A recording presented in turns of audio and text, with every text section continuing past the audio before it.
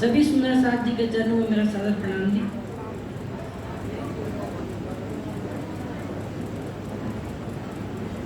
सुंदर साथ जी, आज का मेरा वक्तव्य का विषय है सेवा। सुंदर साथ जी, यह तो हम सभी को ज्ञात होगा कि यदि हमारा जीवन औरों के सुख के लिए खर्च हो जाए तो हम कभी भी दुखी नहीं होंगे।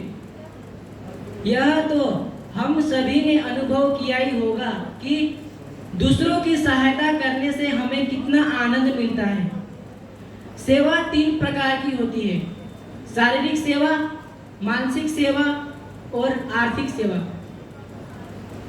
यदि हम शरीर से सेवा करते हैं तब भी उसमें तन व धन मिले होते हैं। अगर धन से करते हैं तब भी उसमें मन व शरीर जुड़ा होता है।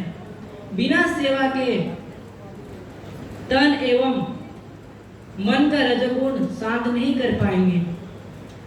तन की सेवा से तन का रजोगुण शांत होता है और मन के चिंतन से मन का रजोगुण शांत होता है। यदि 10वां हिस्सा सेवा में लगाए तो धन पवित्र होता है।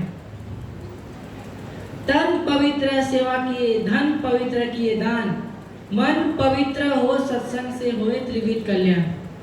तीनों में से एक को भी कम नहीं कर सकते। जिस प्रकार जब हम दीवार पर प्लास्टर करते हैं तो उसमें 3 चीजों की आवश्यकता पड़ती है: सीमेंट, रेत और पानी। तीनों में से एक की भी कमी हो तो प्लास्टर नहीं हो सकता।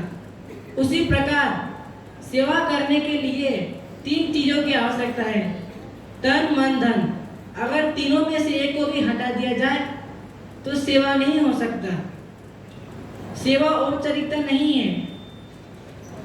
तन्मय व भाव से की गई सेवा ही सेवा होती है। कबीर जी ने कहा है कि फल कारण सेवा करे तजे मन का काम।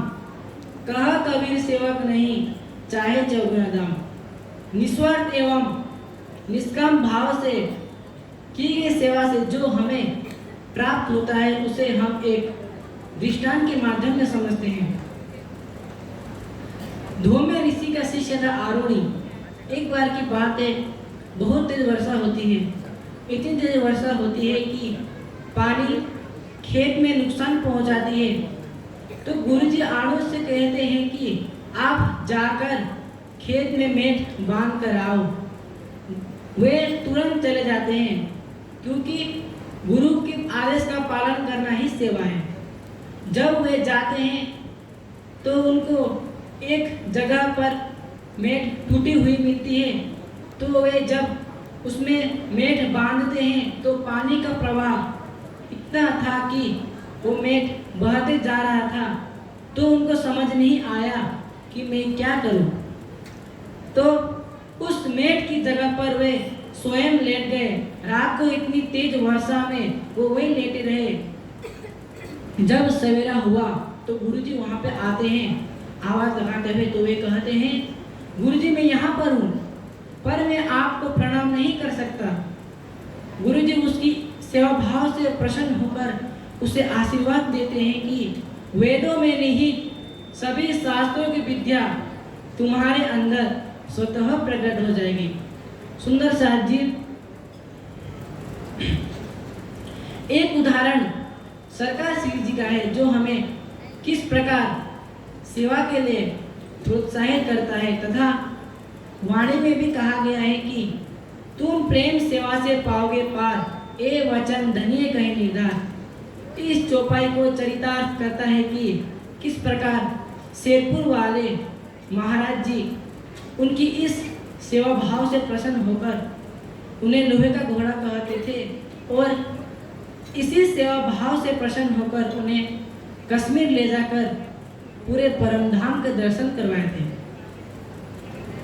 सुंदर साथ जी, इसके अलावा और एक सेवा है बौद्धिक सेवा कि हमें परमात्मा की पूर्ण कृपा होने पर अपने सद्गुरु से ज्ञान प्राप्त होता है और हम उसके द्वारा समाज में फैले हुए अंधविश्वास को दूर कर सत्य का प्रकाश करके पूर्ण ब्रह्म परमात्मा की सबको पहचान करवा सकते हैं।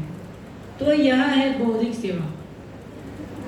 सुंदर साथ जी, सेवा इस भावना से नहीं करनी चाहिए कि कोई बहुत अमीर व्यक्ति है, धन के लालच में या प्रतिष्ठा के भावना में की गई सेवा सही अर्थों में सेवा नहीं है। बिना भाव के देखा देखी की गई सेवा तथा दूसरों की छोटी दिखाने के भाव से की गई सेवा वह भी सेवा नहीं है। इस बात को हम एक कहानी के माध्यम से समझते हैं। एक बहुत बड़े सेवादार थे जो गुरु गोविंद सिंह जी के शिष्य थे, जिनका नाम था धनैया जी। एक बार गुरु गोविंद सिंह जी अत्याचार के विरुद्ध धर्म युद्ध कर रहे थे, तो धनैया जी की सेवा थी कि सारे सैनिकों को पानी पिलाने की। ऐसा नहीं कि गुरु की सेवा में बस वे सैनिकों को ही पानी पिला रहे थे, अपितु विपक्षियों की सेना में जाकर भी पानी पिला रहे थे। तो कुछ लोगों को यह अच्छा नहीं लगा और उन्होंने जाकर गुरुजी से शिकायत की कि आपके शिष्य तो जाकर शत्रुओं की सेना में पानी पिला रहे हैं।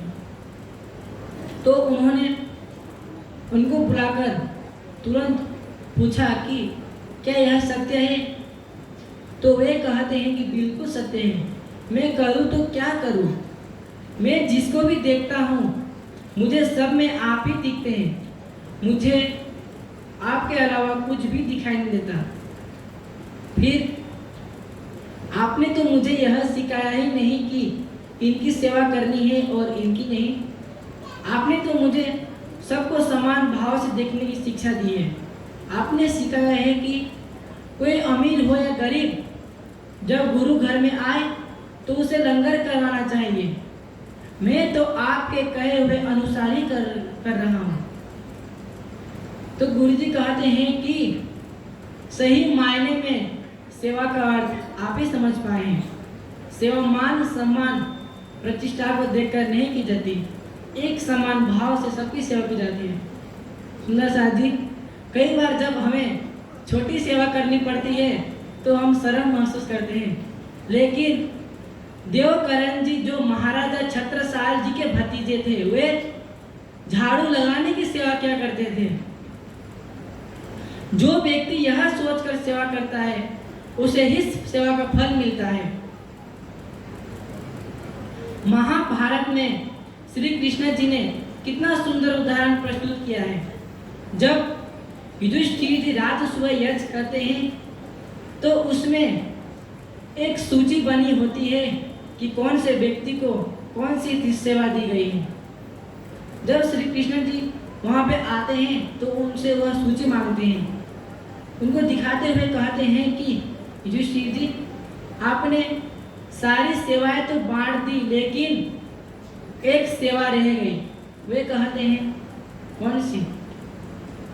जो भोजन करने आएंगे उनके पतले कौन उठाएगा? युधिष्ठिर जी कहते हैं कि अभी इस पत्र में उस सेवादार का नाम लिख देता हूँ। श्री कृष्ण जी उनको मना करते हैं कि नहीं, यह सेवा तो मैं ही करूँगा। सुंदर साथ जी, स्वयं इस सृष्टि का पालन करने वाले इस सेवा को लेने में संकोच नहीं कर रहे हैं। उन्होंने किस तरह से हमारे सामने उदाहरण रखा कि सेवा छोटी या बड़ी नहीं होती। जो व्यक्ति यह सोचकर सेवा करता है उसे ही सेवा का फल मिलता है। सेवा फल पाने के लिए नहीं होती, अपितु आत्मा कल्याण के लिए होती है। सेवा वो होती है जो किसी को भी पता ना चले, जिसका बहुत सुंदर उदाहरण श्री बीतक साहेब में दिया गया है कि किस प्रकार से धनी श्री देवचंद्र जी सेवा क्या करते थे। रात को 12 बजे घर जाते और सुबह 3 बजे आकर परिक्रमा क्या करते। गुरु के देख लेने पर और पूछे जाने पर वे उस सेवा को छिपा लेते, कहते गुरुजी मुझे पता नहीं चला, मैं चला आया, मैं समझा भोर हो गई। सेवा करे न जना वही, अपनी आत्म के कारण दिखलावे नहीं काहू को, समझावे अपना मन। सुंदर साथ जी एवं धर्म प्रेमी सज्जनों, सेवा करने का नाम नहीं है, सेवा दूसरों को तारने का नाम है। व्यक्ति किस प्रकार से सबका उद्धार करते हुए परोपकार करते करते स्वयं तर जाता है, अर्थात उसे पता नहीं चलता और वे भव सागर से पार हो जाता है। इसी अल्प शब्द के साथ मैं अपनी वाणी को विराम देता हूँ। बोलिए श्री प्राणनाथ प्यारे